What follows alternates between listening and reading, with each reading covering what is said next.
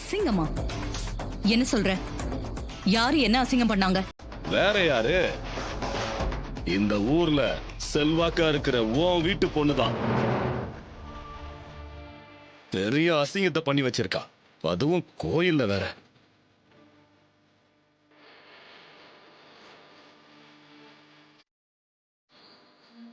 சிவனாண்டி, வார்த்தையை அளந்து பேசு, இல்லனா வேற மாதிரி ஆயிடும். சாமுண்டீஸ்வரி, சும்மா இந்த மிரட்டுற வேலையெல்லாம் வேணாம்.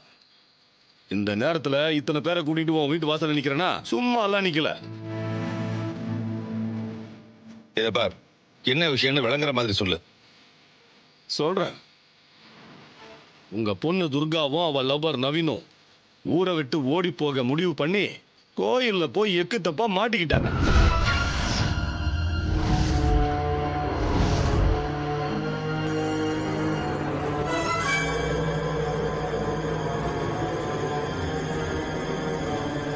ரொம்ப கேவலம்.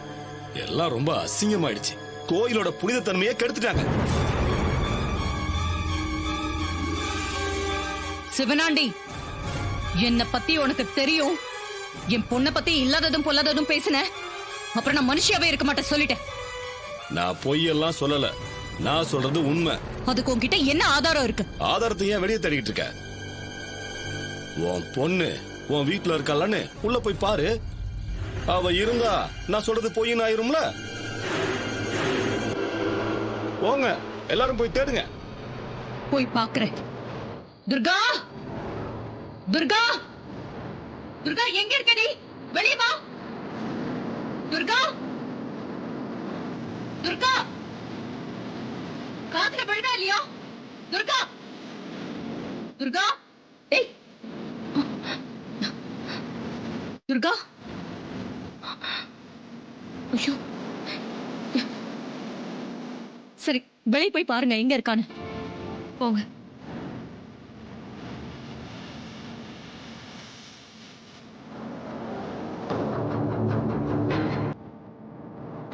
என்ன நடக்குது? துர்கா எங்க? சிவனாண்டி தான் நவீன துர்காவையும் கோயில்ல லாக் பண்ணிருக்கான்னு நினைக்கிறேன்.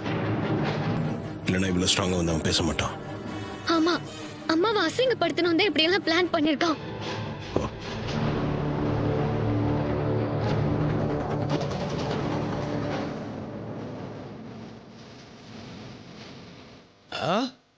என்ன ரூம்ல பாத்தீங்களா? உன் பொண்ணு இருக்காளா? இல்ல, அவ வீட்ல இல்ல. நான் தான் சொன்னேன்ல. இப்ப எங்க கொண்டு போய் உன் முகத்தை வச்சுக்க போற? சொல்லு. இது பார், என் பொண்ணு வீட்ல இல்லங்கிற வரைக்கும் தான் உண்மை.